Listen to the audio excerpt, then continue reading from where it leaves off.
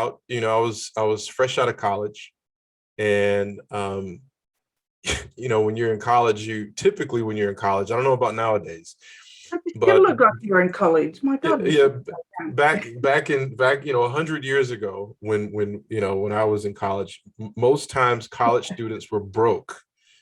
Mm. And nowadays I think it's slightly different, maybe not so much.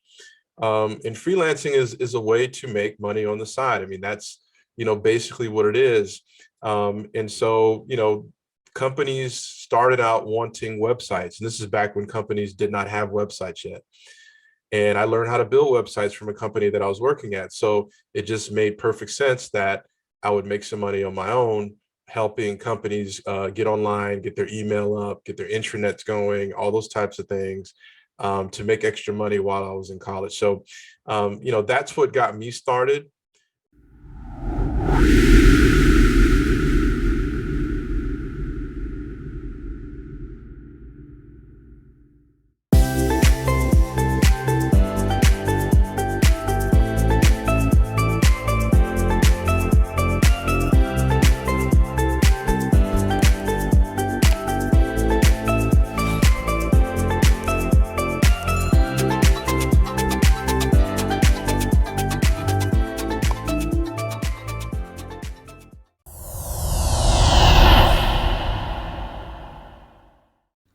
Talking with the experts. Hello, and welcome to Talking with the Experts. My name's Rose Davidson from rosedavidson.com. And Talking with the Experts is about all things business by business owners for business owners. And you can find it on all good podcasting streaming platforms and on YouTube. And today, it's my pleasure to introduce you to Rasool Muttalib, who is hyper-focused on bringing value of the freelance marketplace to businesses, whether you're a startup, a small to medium business, or whatever, as well as skilled individuals who have the ability to earn money freelancing. He's been in technology for 20 years. He's a freelancer at heart, and he started designing websites in the early 2000s when most businesses did not have one. His journey in tech has taken him many places around the world, into many industries, and ultimately landing in fintech with a huge focus on data analytics and the business of technology. He's published a book, so back in 2016, it's called What's Your Coffee Strategy, and it is 5 stars on Amazon. Well done. And it's outlining the blueprint that he used to build relationships, create value, and ultimately elevate his career. He is now using those same principles to build belancing.com. Welcome, Rasool. How are you? Thank you. Thank you. I'm doing excellent. I'm so excited to be here, and thank you for that wonderful introduction. Oh, you're very welcome. And so tell me a little bit about your journey and why you've ended up where you are. Oh my gosh. I mean, well, so being in technology for the amount of time that I've been in, which was, when you really think about it, it was from, I would say, the dawn of the mobile technology and internet technology age up until where we are today. So when I started, there was no Facebook, there was no YouTube, there was no high-speed internet. And so, from a career perspective and learning technology and learning so many different types of technology over the 20 years, you tend to go from one place to another the more you learn. And, in some ways you try to steer the ship, as you know, but in other ways, you kind of go with the current. And, so I started out with an internet-based company.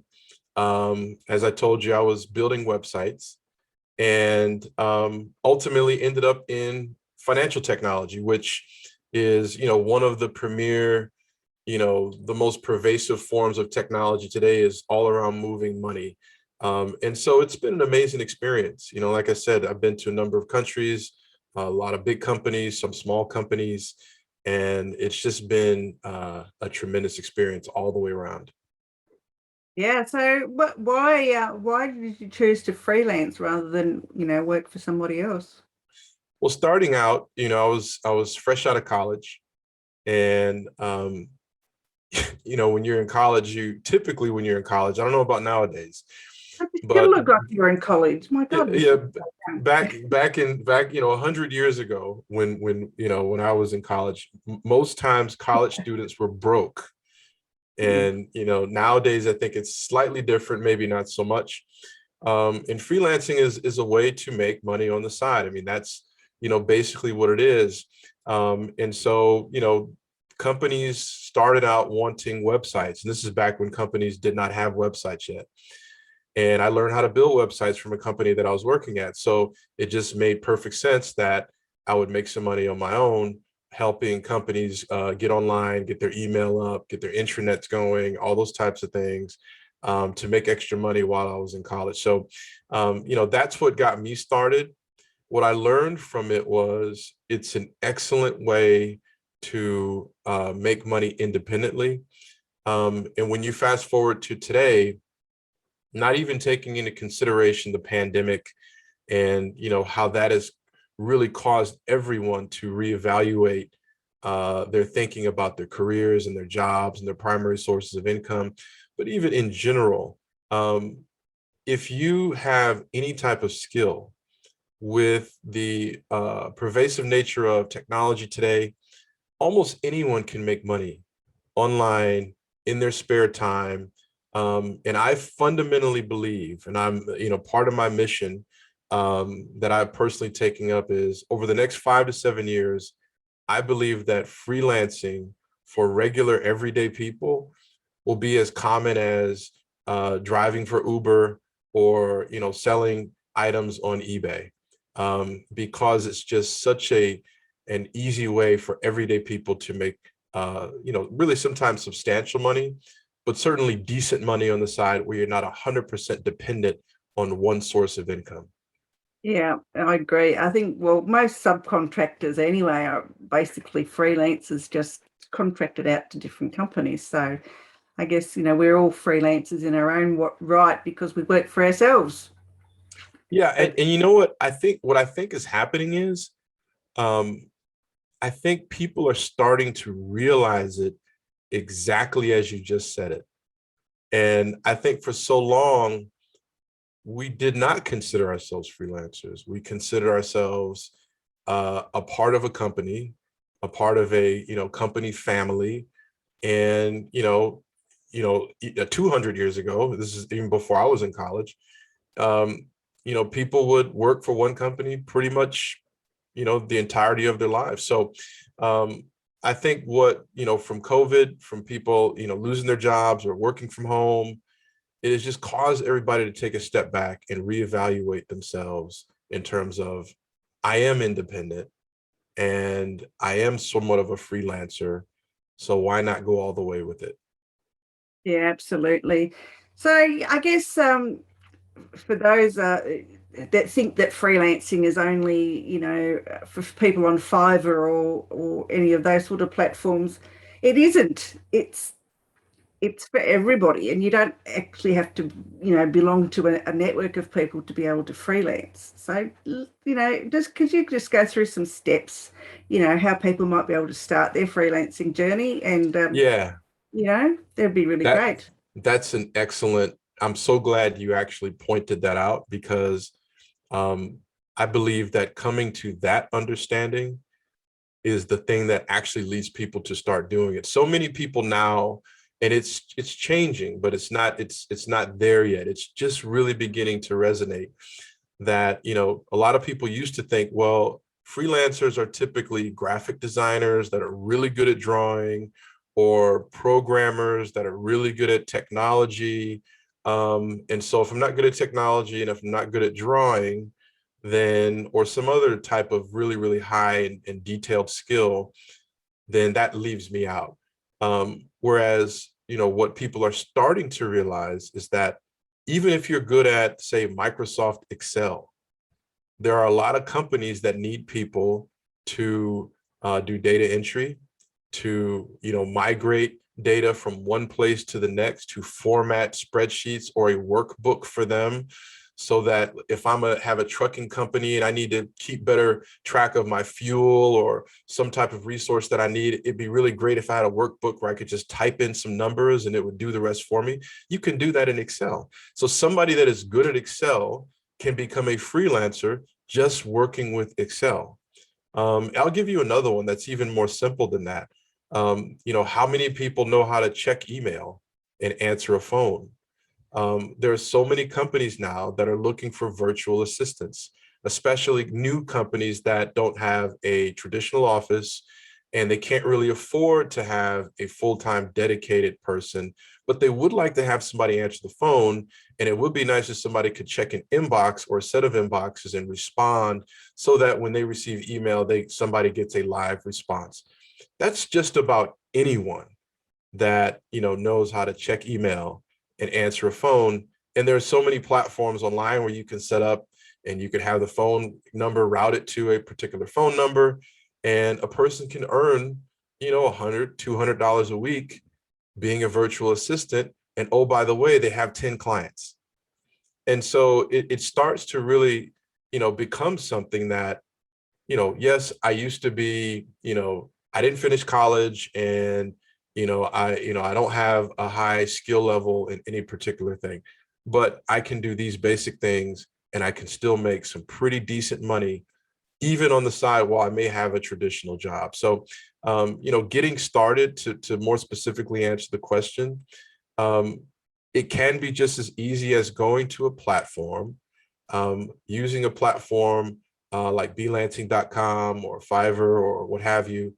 It's an easy way to get clients, to get comfortable with talking with clients, and to build a book of people that you can refer you and those types of things. It's very difficult to do that for some people just starting out on their own.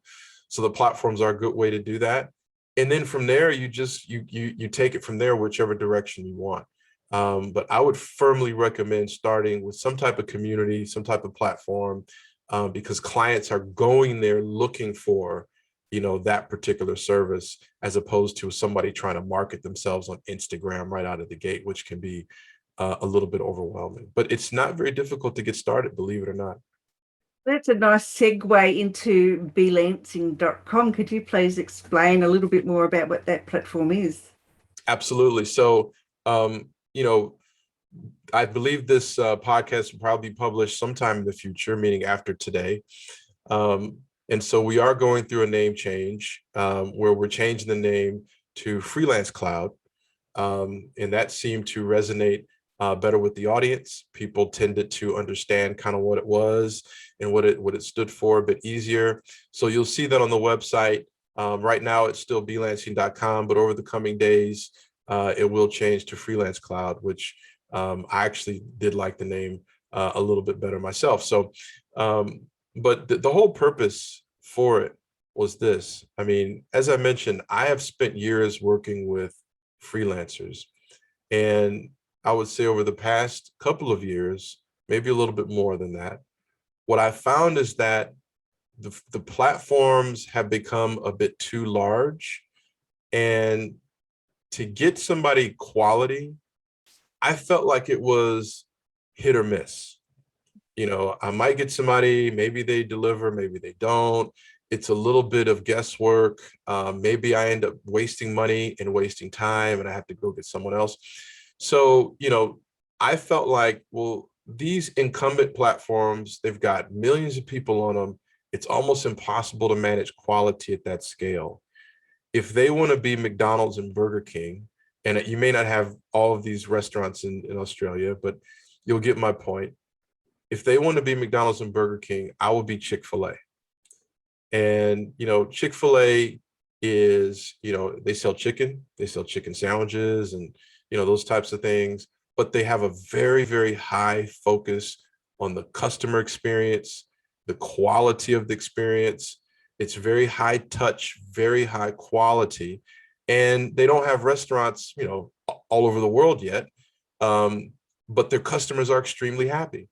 So, the focus of Freelancing was to create a platform where, because this is new to so many people, it's easy for new freelancers to join. It's easy for businesses and individuals that want to use freelancers to get started for the first time.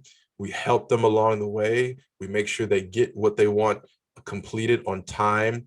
And it's just a bit more engaged than just kind of these giant, almost, jungles of freelancers where you're just kind of on your own. You're just kind of on your own trying to pick somebody, and hopefully you get it right. Hopefully you don't. For Belancing or soon to be Freelance Cloud, it's all about quality and delivering very, very high quality every time. And I just felt like there was a space for that. I agree. It's so hard when you go to, one of the other freelance platforms and you search through a myriad of names and you think, oh yeah, this one looks good and the price seems reasonable, but then, the work's not as good as what they purport it to be. And it's disappointing. So Yep. yeah, I think something a bit more boutique is wanted in the marketplace. So well Very done. glad to hear you say that. That's exactly what we're doing. Yep. Yeah. So is there a cost to join Freelance Cloud or No, for a freelance? it's for a freelancer. I mean, to join is free. We do reach out and, vet and validate. I like to try to talk to every freelancer that comes on the platform. And, I obviously that does not scale well as more and more will join, but we're not going to let it get to the point where there's, a gazillion people on there.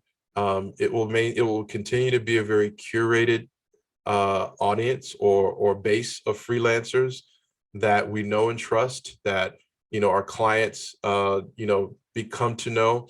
And the way I look at it more is the platform itself should be a partner to the businesses, not just a marketplace, that you just go in and there's just aisles and aisles and aisles of products and there's no one to help you. You have to search for somebody to help you, as so many of the giant retailers are like today. Our goal is to be a partner to the business, somebody that they know that they can call, that they know that they can contact, that they know that we actually want them to succeed at whatever it is they're doing. And it's not just, they're just a number on the board, or, just another client. Who cares if you stay or go? We got a million other clients, so it really doesn't matter to us. I think it's just gotten a little bit too much like that. Yeah, I think I agree. It's just it's overwhelming for somebody who was looking for a freelancer and they'd never been on the platform before. And that's what I see. Search, and there's like 10,000 graphic artists if you're just looking for a logo to be done. Yep. And then you have to sift through. Some of them have ratings, but how can you trust the rating? I think it's Well, and I was just going to say that. And the thing about it nowadays is that, well, just about everybody has 5 stars. So, that eliminates the benefit of the ratings, because what we find even happens with Uber. You find that, okay, you got a ride, the car, maybe it was a little smelly or the ride was a little bumpy, and you get out. People are generally good and people generally don't want to create problems. So your finger may hover over the 3 button, but you're guilty conscious and you don't want to deal with it. So I'm out of the car, it's over with. Maybe they had a bad day. Maybe, you make a lot of excuses and you just go ahead and hit the 5. You just go ahead and hit the 5. And so it dilutes the accuracy of it, because so many people they just don't want to give somebody a poor rating, because you just don't want to be that person. So, you go on these platforms and everybody's got 5 stars, and then everybody's got a really good description. It's kind of the same. And so, like you said, you can almost just close your eyes and click a person and you might feel better about it. Yeah, because you can't tailor. It's funny because I've actually I'm on Fiverr offering my services, and the things are almost all the same. There's no difference. It's really hard to stand out. It becomes overpopulated. Yeah. And, it actually dissuades, we were talking about new freelancers. It causes newer freelancers to feel a bit overwhelmed. Like, they either have to give their services away to make any money, or, they don't have 1,000 reviews yet, so they're going to be at the bottom of the pile. So, it's a very poor choice, set of choices. And so that's why, I feel like more of a controlled, contained, more boutique, high quality clients come there. They know what they're going to get. They trust that, the people are going to deliver. It's more of a relationship based platform, if you think about it that way. And, we will see how it goes. Yeah, so sounds so interesting, and I wish you luck with it, because it is something I believe is well needed in the marketplace. So tell me a little bit about your book. I know it was published a while ago, but must be able to still get it. So yeah, tell me what about the Yeah, blueprint. you can still buy it. It's on Amazon. And, interestingly enough, I did not buy the book I did not write the book to make it a bestseller or to make a lot of money with it. I really did not do any marketing or any type of, it was a personal, just goal, if you will. Because, as I mentioned in the biography, you know, I started out at the very bottom in technology. When I started, it was, there's your desk, there's your computer, have a nice day. And you have to work your way up. And I went on a tear of maybe 7 years where I said I was going to learn a new technology every year. And I did that for about 7, maybe 10 years. And, started to expand out from just technologies into business processes and, those types of things, how to manage large groups and data and everything else.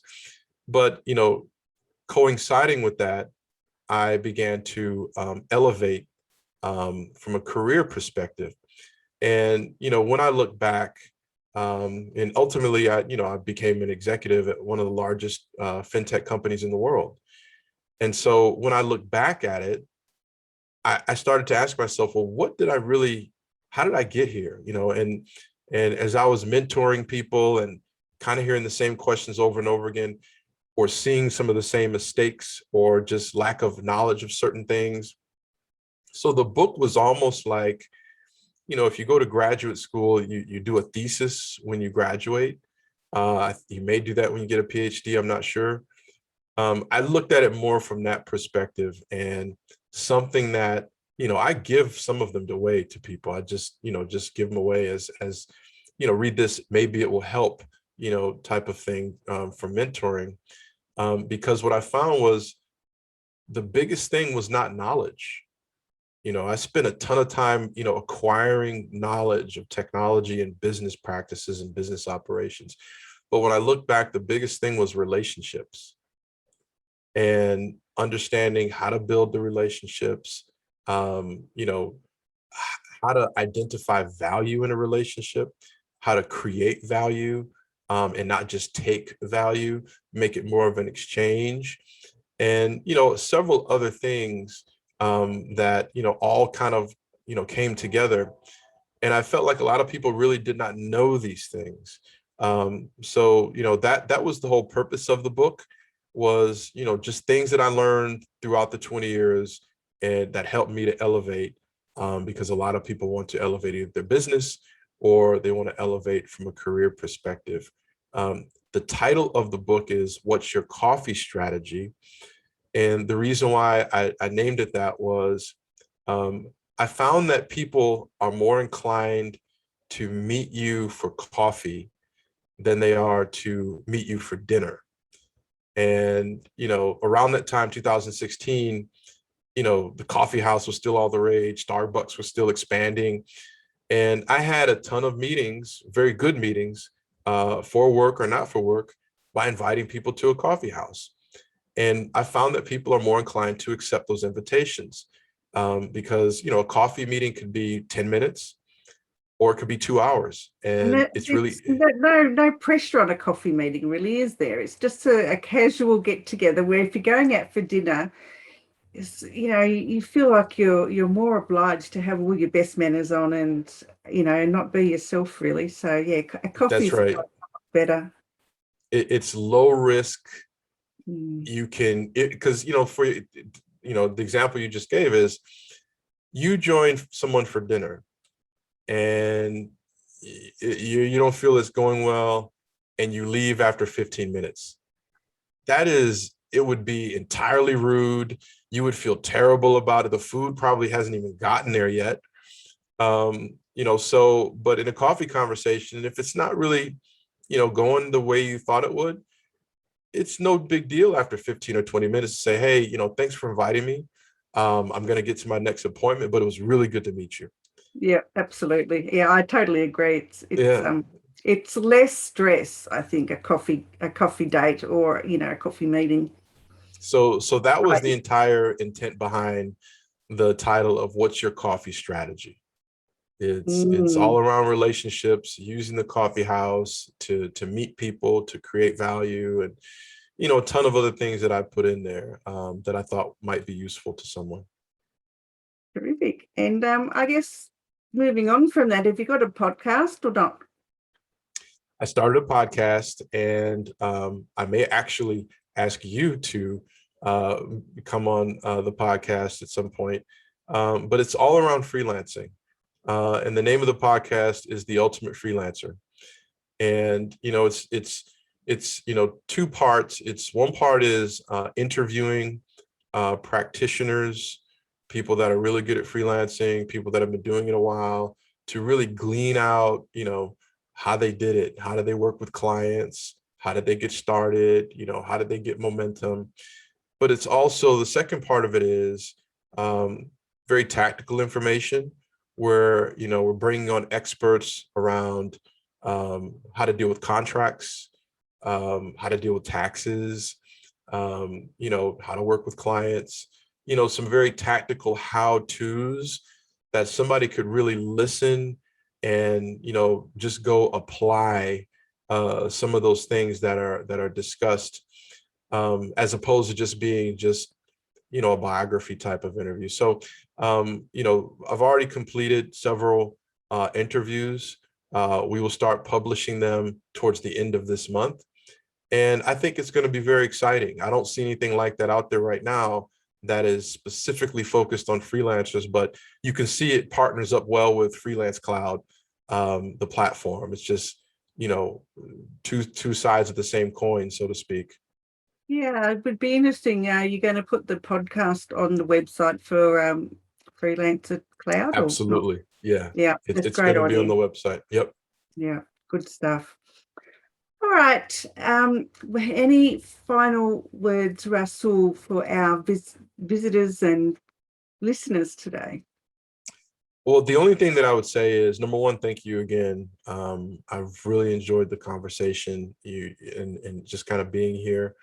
For anybody out there that is thinking about freelancing, or has an agency where you already may, have a few clients, but you could use a little bit more, go to belancing.com, Freelance Cloud, and, sign up, register, place your services there. You will probably hear from me, and that's a good thing. It doesn't mean you're in trouble. It means that, we're just establishing the relationship for our community. We have a ton of businesses coming there now. We have a few thousand freelancers that have already registered, with, little or no marketing, just really, word of mouth and meeting people.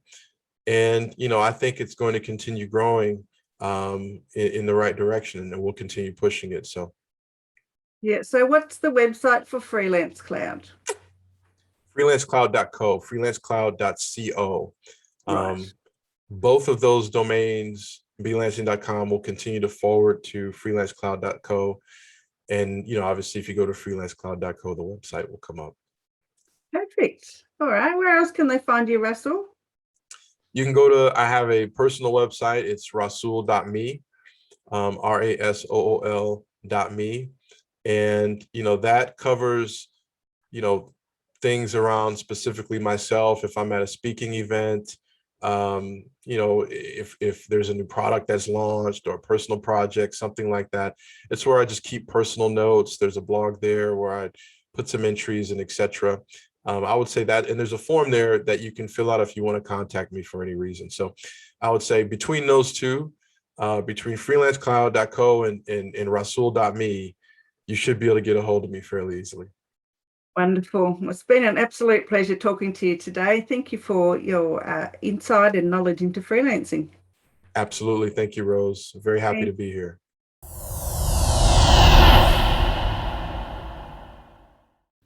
Talking with the experts.